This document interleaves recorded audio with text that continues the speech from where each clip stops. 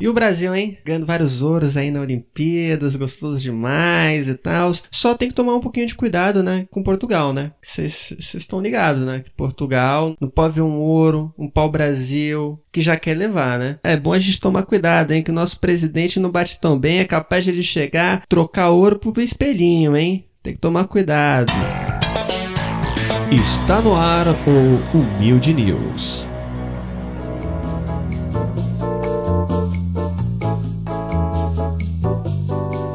Começando agora o Humilde News de hoje, no pique das Olimpíadas. Por isso, nossa primeira notícia de hoje vai tirar uma dúvida que talvez você tenha. E se você não tem, vai ter agora e já vai ser sanada, porque o Humilde News é assim, é papum tararau. Quanto ganham Rebeca, Raíssa e outros atletas que conquistam medalha? Segundo a pesquisa, no caso de premiações individuais como a ginástica e o skate, os valores pagos pelo COB, Comissão Olímpica Brasileira, são 250 mil no caso de ouro, 150 mil no caso de prata e 100 mil no caso de bronze. Já no caso dos valores para esportes coletivos, são diferentes. Eles devem ser divididos entre os atletas em partes iguais. Para equipes com até 6 atletas, os valores são, no caso de ouro, 500 mil, prata, 300 mil, bronze, 200 mil. Para esportes com mais de 6 atletas, como futebol e vôlei, o valor sobe. Ouro fica com 750 mil,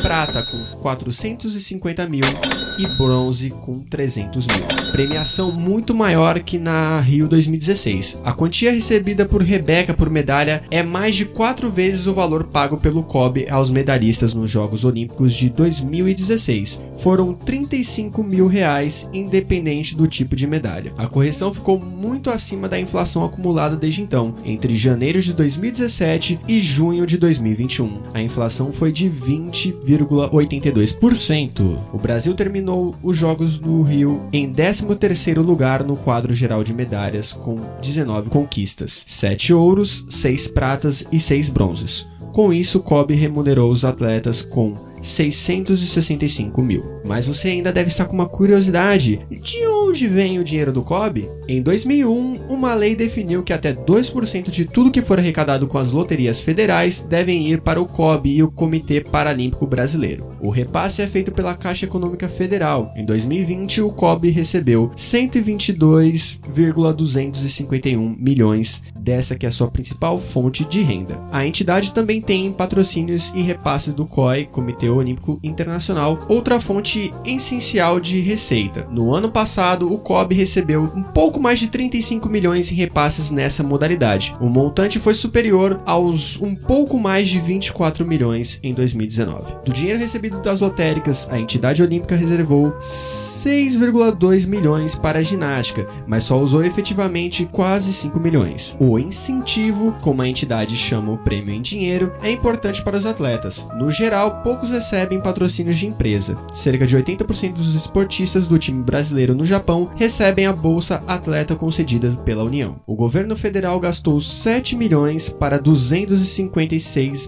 bolsas para ginastas entre os ciclos olímpicos de 2016 e 2021. Ou seja, considerando que cada bolsa tenha sido para atletas diferentes e no mesmo valor, cada ginasta recebeu o total de R$ 27.343,75 nos ciclos olímpicos. Aí você deve estar se perguntando, mas quanto isso dá por mês? Dá um pouco mais de R$ 550 por mês nos anos entre os eventos. Então, realmente, os atletas estão fazendo muito no Japão. Parabéns a todos os atletas, independente de medalha ou não, porque só de você ter esse auxílio de R$ 550 por mês para você viver de um sonho já é muito louvável. Próxima notícia: Dia Internacional da Cerveja, 5 hábitos inusitados de beber no mundo.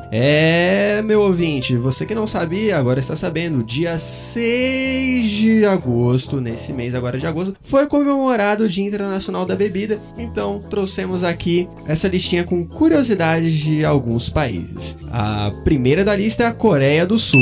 A Coreia do Sul, assim como outros países asiáticos, é conhecida por ter tradições muito rígidas e com as bebidas não é diferente. Em uma reunião de família ou de amigos é considerado rude servir o seu próprio copo. A tradição manda servir as bebidas em ordem, primeiro os mais velhos, depois os mais jovens. O segundo da nossa lista é a Geórgia, não a pessoa, sim o país. Mas a pessoa também pode ter esse costume. Enfim, se um dia você for à Geórgia, tome cuidado na hora do brinde para não ser indelicado. Antes de começar a beber, deve-se esperar acabar o discurso que antecede o momento do brinde. E esse discurso leva em média de 20 minutos. Até lá, não ouse molhar o bico. Cara, não é toda bebida que você pode brindar na Geórgia, né? Porque, por exemplo, se você for brindar uma a Coca Expresso, né? Que é a que tem café. Cara, ela perde o gás. Em 5 minutos, se você não beber aquilo ali, perde o gás, já fica sem graça, entendeu? Não brinde Coca-Cola Expresso na Geórgia, senão você vai tomar Coca sem gás. Coca sem gás é uma merda. Terceiro de nossa lista aqui é Estados Unidos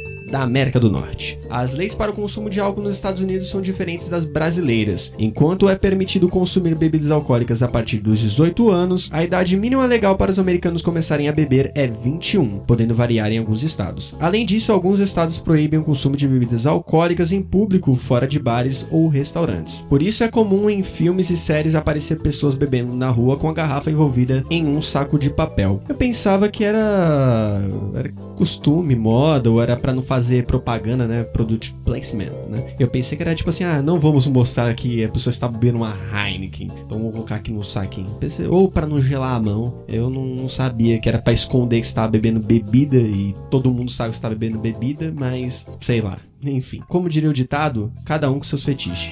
O quarto de nossa lista aqui é Alemanha. Aqui no Brasil, um dos sinônimos para cerveja é geladinha. Isso porque é impensável beber uma cerveja quente, correto? Acontece que em outros lugares do mundo beber uma cerveja trincando é incomum. Na Alemanha há uma variedade de cervejas que precisam apenas estarem frias para serem consumidas, diferentemente do Brasil, onde as cervejas do tipo Pilsen servidas geladas são mais populares. No inverno alemão é comum deixarem as cervejas por meia hora na varanda, tempo suficiente para que a bebida fique na temperatura perfeita para o consumo. Aqui em São Paulo, uns dias atrás, se você fizesse a mesma coisa ali, dava certo também, porque a hora tava um frio de lascar. E aqui em quinto e último, mas não menos importante, o Irã e a Arábia Saudita. Apesar de socialmente aceita na maioria dos países, alguns lugares proíbem ou restringem o uso de bebida alcoólica. É o caso do Irã e da Arábia Saudita, onde produzir, comercializar ou consumir bebidas alcoólicas é crime. As Maldivas, apesar do forte apelo turístico, restringem o consumo de álcool dentro dos resorts e hotéis. Já na Tailândia, há horários específicos nos quais é permitido beber, mas em alguns feriados é proibido o consumo durante todo o dia.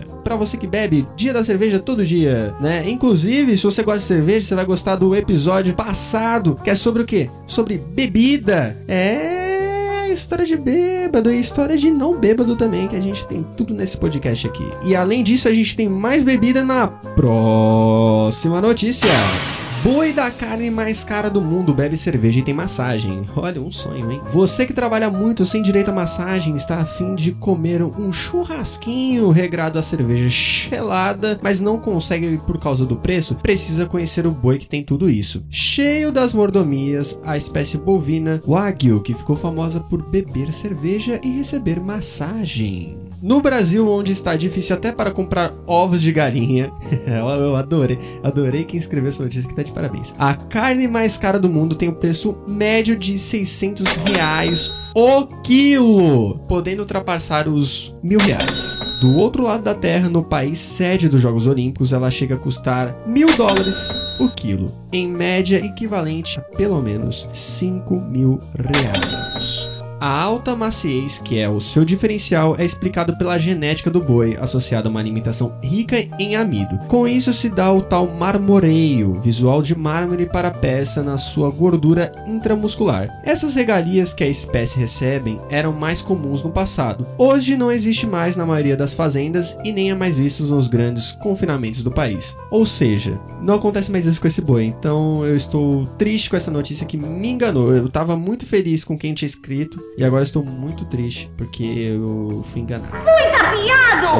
Mais uma curiosidade aqui, ó. Wagyu no Brasil. O nome do animal vem de wa, que significa do Japão, e gyu, que quer dizer gado. A sua origem vem de um boi que migrou da Europa para a Ásia e foi introduzido no Japão para puxar arado nas lavouras de arroz. Em terra japonesa, os criadores fizeram diversos cruzamentos até chegar na raça atual. A Yakult, sim, a Yakult que você está pensando mesmo, que trouxe a raça pura japonesa para o Brasil em 92, até hoje está entre os maiores produtores do país. Em sua fazenda em Bragança Paulista, São Paulo, com mais de 200 hectares, a empresa tem aproximadamente 350 cabeças. O rebanho brasileiro todo chegou a 6.873 mil cabeças em 2020, uma alta de 11,8% em relação a 2019.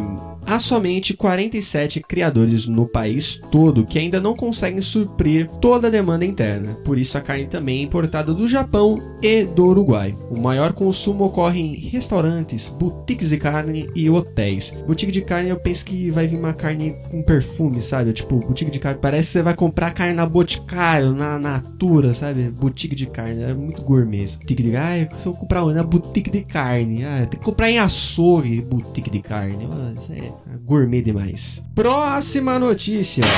Como o DIU funciona e quais modelos existem? O DIU é uma sigla para dispositivo intrauterino. Assim, esse meio contraceptivo é colocado dentro do útero da mulher com o objetivo de impedir a fecundação. O DIU é um método anticoncepcional reversível de longa duração. Eles duram entre 5 a 10 anos e possuem alta eficácia. Desde 2017, o Ministério da Saúde ampliou o acesso a esse dispositivo por meio do SUS, sendo mais uma opção para a mulher escolher. O médico ginecologista é o responsável pela colocação, que pode ser feita no consultório. O DIU pode ser hormonal ou não, e o médico poderá indicar a melhor opção. Você deve estar se perguntando agora neste momento, você mulher, por que optar pelo DIU? E nessa matéria é falado, o DIU é indicado para mulheres que não planejam ficar grávida. Faz sentido, né? Assim como qualquer outro método anticoncepcional. Mas enfim, pelo menos um ano após a colocação. Além disso, essa é uma alternativa para quem não gosta ou não lembra de tomar remédios diariamente, como é necessário no caso do anticoncepcional. Outro ponto é que com o anticoncepcional a mulher acaba ingerindo hormônio, o estrogênio, diariamente, e isso pode se tornar um problema ao longo dos anos. O uso de algumas pílulas pode aumentar o risco de trombose venosa de 3 a 6 vezes. Portanto, o DIU é mais seguro nesse sentido, pois a liberação de hormônio é apenas no local. No caso dos DIUs com o hormônio levonorgestrel, ou sem liberação de qualquer substância no caso do DIU de cobre ou prata. E agora vamos aos tipos de DIU.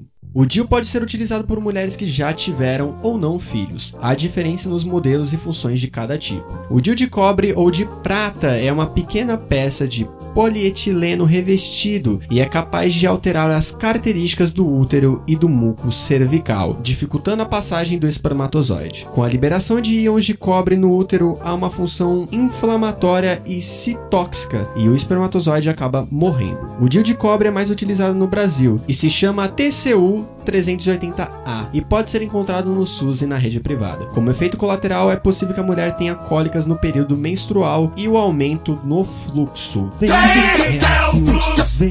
A outra opção são os DIUs com hormônio levonorgestrel. Atualmente existe o Mirena e o Kylina, ou Kylina, enfim, esse daí, que estão disponíveis apenas na rede privada. Eles são revestidos por um hormônio sintético da progesterona, que serve para afinar o endométrio, o muco cervical. Assim, o útero se torna menos propício para a fecundação. A diferença entre esse modelo e o de cobre é que ele diminui o processo de inflamação no local. E, obviamente, né, falamos aqui sobre DIU porque semana que passou aqui, né, teve uma polêmica muito grande em relação a um plano de saúde, né, que colocou que precisava ali, né, a mulher para colocar DIU, ela precisava da autorização do homem, né? E aí reza a lenda que uma dessas mulheres que teve que assinar, ela falou: ele tá achando que nós depende de homem, tá achando que nós é fraca, né? Nós trabalha, não depende de homem pra porra nenhuma, tá? Segura, bebê! Meu namorado é mó otário, ele lava minhas calcinhas.